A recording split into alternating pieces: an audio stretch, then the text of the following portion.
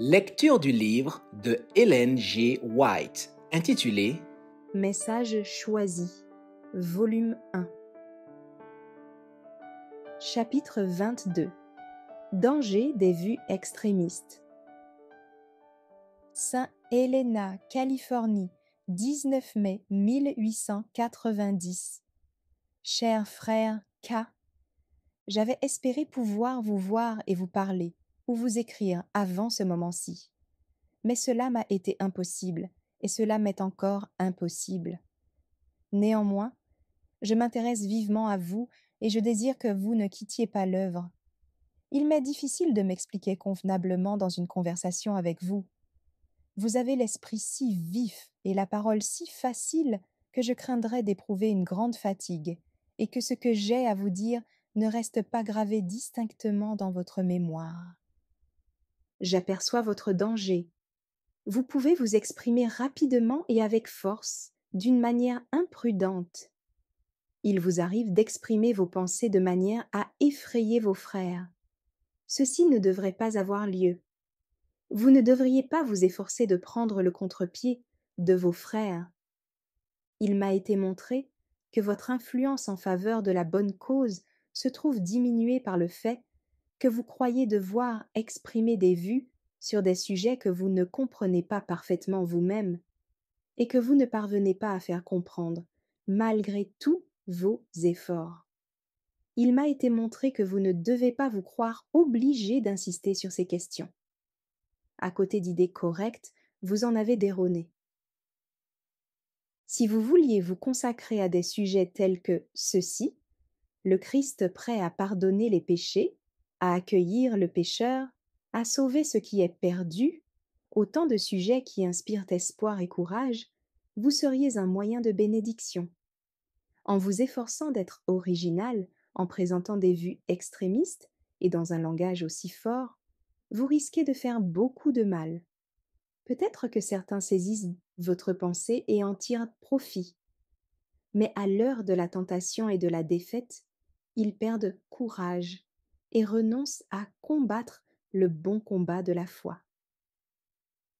Si vous consentez à insister moins sur ces idées qui vous paraissent si importantes et à vous abstenir d'expressions extravagantes, votre foi en sera affermie. J'ai vu qu'un déséquilibre s'est produit dans votre esprit, par moments, alors que vous faisiez de grands efforts pour étudier et expliquer le mystère de la piété, qui reste un mystère impénétrable après vos études et vos explications aussi bien qu'auparavant. Les conversions diffèrent les unes des autres.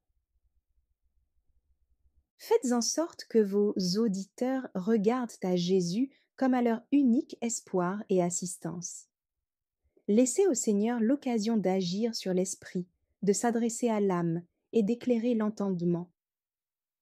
Il n'est pas indispensable que vous connaissiez et que vous expliquiez à d'autres tous les pourquoi et les comment de ce qui constitue le cœur nouveau, ou que vous leur indiquiez la position qu'ils doivent atteindre pour ne jamais pécher. Vous ne devez rien faire de semblable.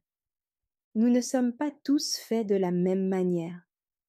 Toutes les conversions ne se ressemblent pas. Jésus impressionne un cœur et le pécheur renaît pour une vie nouvelle. Souvent des âmes ont été attirées au Christ sans qu'il y ait eu de violentes émotions, des déchirements ou des terreurs causées par le remords. Un regard sur le Christ élevé sur la croix, et on a reçu la vie. On a compris les besoins de l'âme, on a découvert que le Sauveur suffit à tout. On a reconnu ses exigences, on a entendu son appel « Suis-moi ». On s'est levé pour le suivre. Il s'agissait d'une vraie conversion, et la vie religieuse qui en est résultée a été aussi bonne que celle de personnes ayant éprouvé une véritable agonie. Nos prédicateurs doivent cesser d'insister sur des idées particulières en pensant ou bien vous adoptez mes vues, ou bien vous êtes perdus. Rejetons loin de nous cette forme d'égoïsme. Ce qu'il y a à faire dans chaque cas, c'est d'amener les âmes au Christ. Il faut que les hommes voient Jésus sur la croix, qu'ils regardent et qu'ils vivent. Ce ne sont pas vos idées qui doivent leur servir de nourriture, mais la chair et le sang du Fils de Dieu. Il dit: Ma chair est vraiment une nourriture.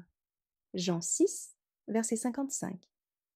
Les paroles que je vous ai dites sont esprit et vie. Jean 6, verset 63. Laissez agir le Christ. L'âme qui accepte Jésus se confie aux soins du grand médecin.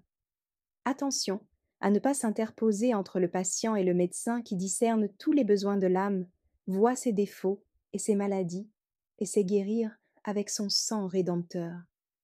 C'est lui qui sait le mieux pourvoir aux besoins de l'âme. Dans leur empressement, les hommes voudraient tout faire et ne laisser aucune place à l'action du Christ. Quelles que soient les transformations que doive subir une âme, le Christ est le mieux qualifié pour les opérer. Il se peut qu'au point de départ, la conviction ne soit pas profonde. Toutefois, si le pécheur s'approche du Christ, le contemple sur la croix, lui juste mourant pour l'injuste, cette vue abattra toutes les barrières. Le Christ a entrepris de sauver quiconque se confie en lui pour son salut. Il voit les torts qui doivent être réparés, les maux qui doivent être combattus.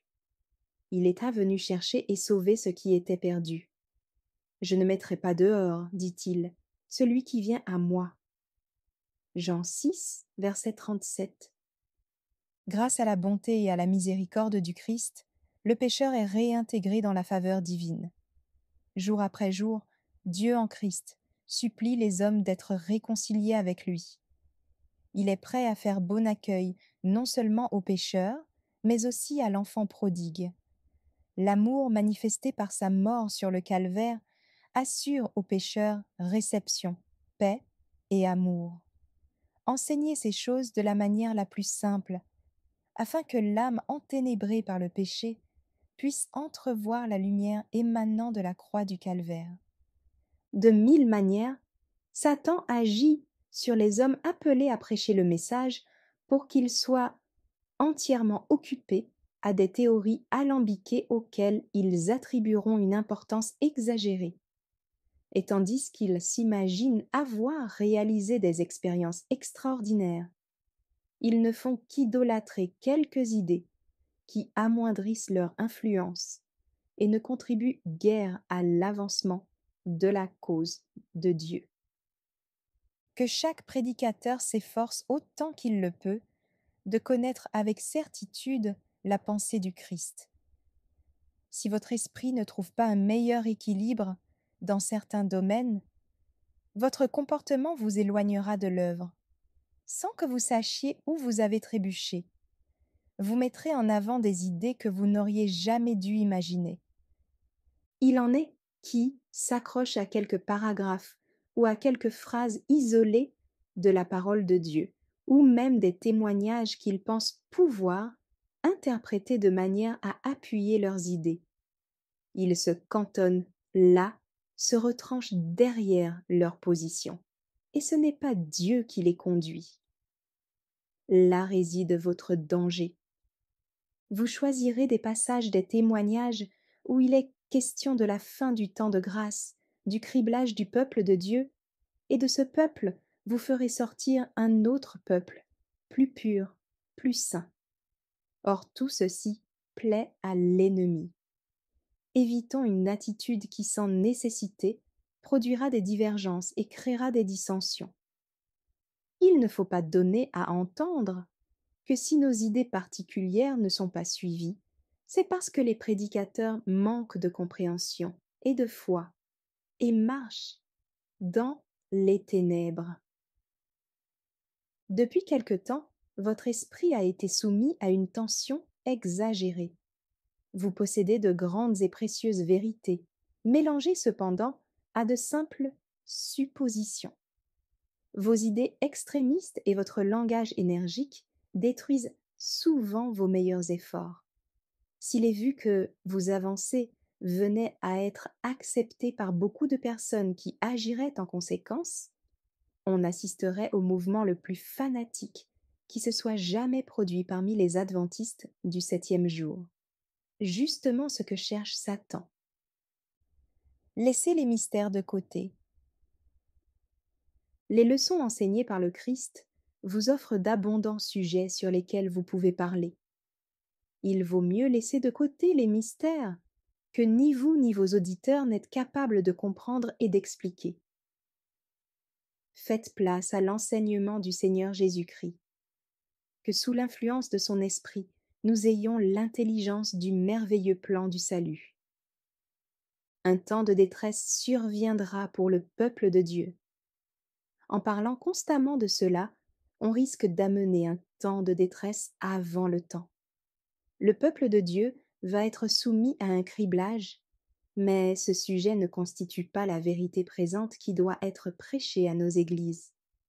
Les prédicateurs ne doivent pas s'imaginer d'être en possession d'idées avancées magnifiques et penser que, si tous ne les reçoivent pas, ils seront secoués dehors pour faire place à un nouveau peuple qui ira de l'avant, toujours plus haut, vers la victoire. Quelques-uns de ceux qui ont résisté aux principes essentiels du message donné par Dieu pour ce temps-ci sont précisément dans le même cas que vous. Ils tirent prétexte de vos vues extrémistes et de vos enseignements pour justifier leur négligence en ce qui concerne l'acceptation des messages du Seigneur.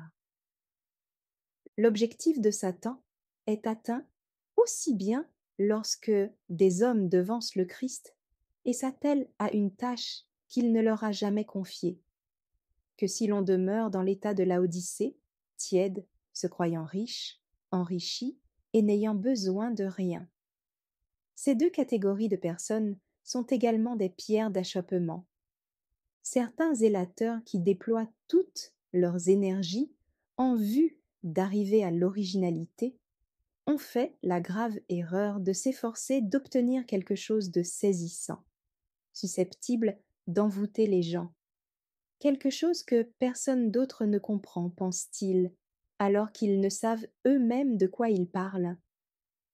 Ils se livrent à des spéculations au sujet de la parole de Dieu et avancent des idées parfaitement inutiles à eux et aux églises. Momentanément, les imaginations peuvent être excitées. Puis vient une réaction, et ces idées deviennent un obstacle. La foi est confondue avec la fantaisie, et leurs idées sont capables de donner une fausse orientation aux esprits. Que les déclarations claires et simples de la parole de Dieu servent de nourriture spirituelle. Il y a danger à se livrer à des spéculations sur des sujets qui ne sont pas clairement révélés.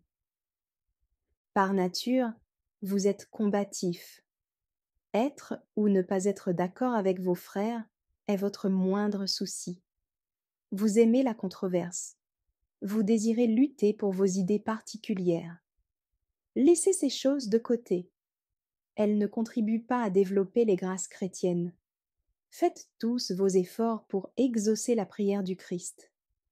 Que ses disciples soient un comme lui et son Père sont un. Aucun de nous n'est en sécurité à moins d'apprendre du Christ, jour après jour, sa douceur, son humilité de cœur. Où que vous alliez pour travailler, n'agissez pas en dictateur, ne soyez pas dur, cassant. Prêchez l'amour du Christ. Les cœurs en seront attendris et subjugués. Cherchez à réaliser l'unité de pensée et de jugement dans l'harmonie la plus intime avec vos frères, tenant un même langage. Ne parlez pas de division. Parlez de division parce que tous n'ont pas les mêmes idées que vous. En ce moment, ce n'est pas l'œuvre de Dieu, c'est celle de l'ennemi. Parlez des vérités simples sur lesquelles vous pouvez vous entendre. Parlez d'unité. Ne devenez pas étroit et suffisant. Élargissez votre esprit. Le Christ ne pèse pas les caractères dans des balances humaines. Il dit « Et moi, quand j'aurai été élevé de la terre, j'attirerai tous les hommes à moi. » Jean 12, verset 32. Toute âme qui se laisse ainsi attirer se détournera de l'iniquité. Le Christ est capable de sauver complètement tous ceux qui viennent à lui. Quiconque vient à Jésus pose le pied sur une échelle qui relie le ciel à la terre. Enseigné par la plume, par la voix, que Dieu est au sommet de l'échelle, que les brillants rayons de sa gloire illuminent chaque échelon.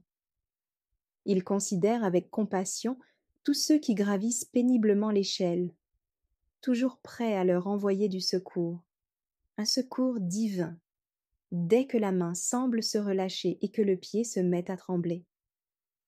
Oui, dites-le, dites-le avec un accent qui touche les cœurs.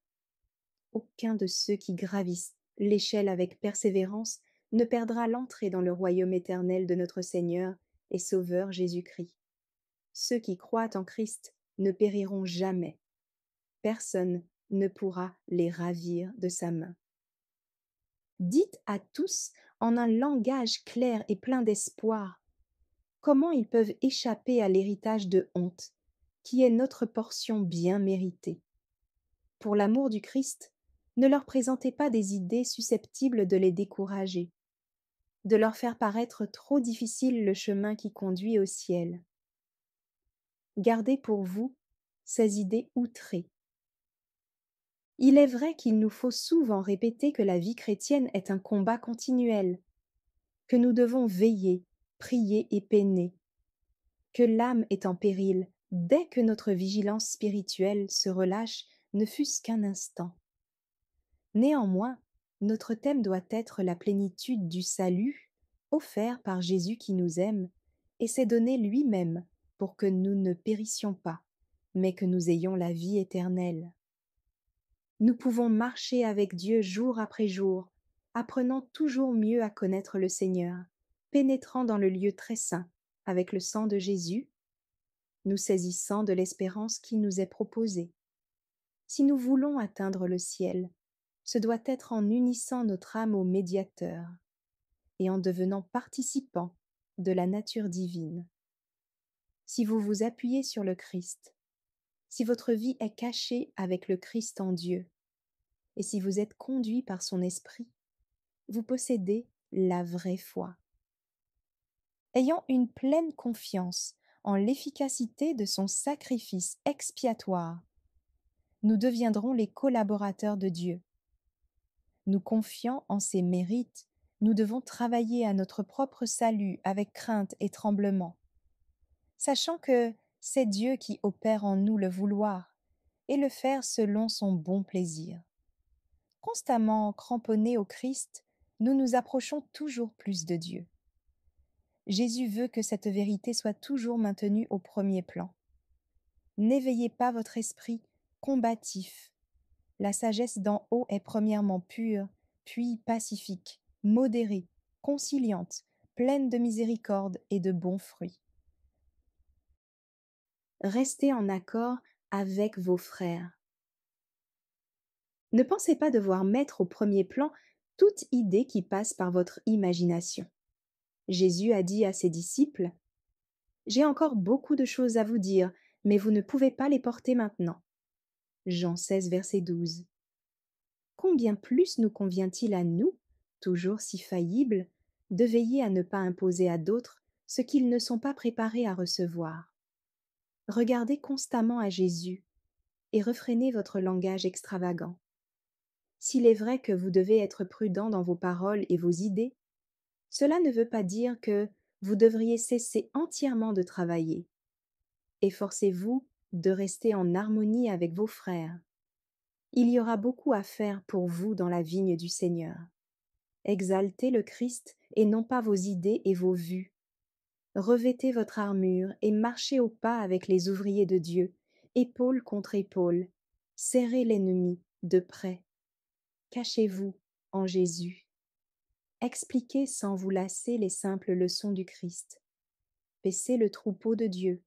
Vous deviendrez ferme, fort, confirmé. Vous travaillerez pour en établir d'autres dans la très sainte foi. Si vous comprenez autrement que vos frères la grâce du Christ, et les opérations du Saint-Esprit, n'exagérez pas ces différences. Vous avez votre point de vue, un autre, tout aussi consacré à Dieu, considère les mêmes choses d'un point de vue différent et parle des choses qui impressionnent le plus fortement son esprit. Un autre présentera un autre aspect de la même vérité. Quelle folie de se disputer là où il n'y a vraiment pas matière à dispute. Laissons à Dieu le soin d'agir sur l'esprit et de toucher le cœur. Le Seigneur s'efforce constamment d'ouvrir l'entendement, d'aviver les perceptions, pour que l'homme ait le sens du péché et des vastes exigences de la loi divine. L'homme inconverti se représente Dieu comme manquant d'amour, comme sévère et même comme vindicatif.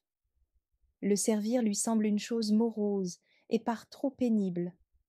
Mais quand Jésus est vu sur la croix, donné par le Dieu qui a aimé l'homme, les yeux s'ouvrent et voient les choses sous un jour tout nouveau.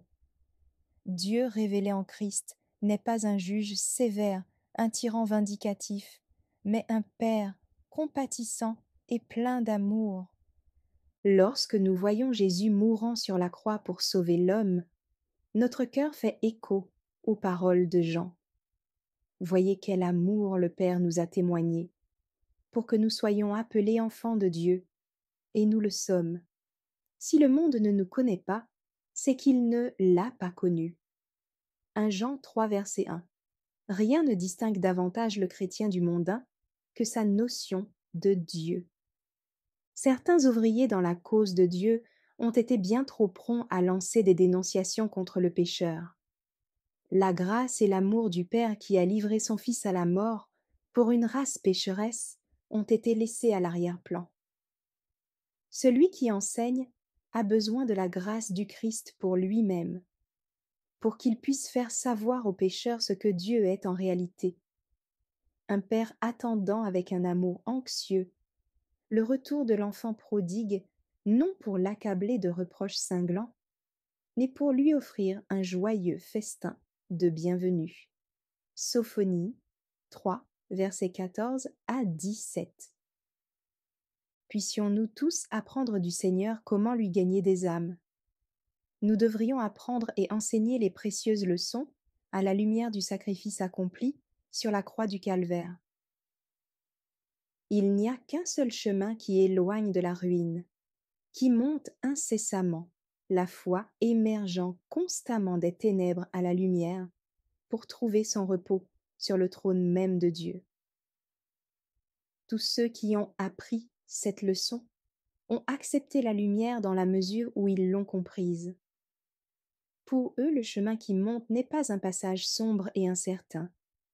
Ce n'est pas un chemin divisé par un esprit fini, où un péage est exigé de chaque voyageur. L'entrée ne peut être obtenue par des pénitences ou des œuvres quelconques. Non, Dieu lui-même se fait un honneur de pourvoir un moyen complet, parfait, l'homme ne pouvant rien ajouter à sa perfection par des œuvres quelconques.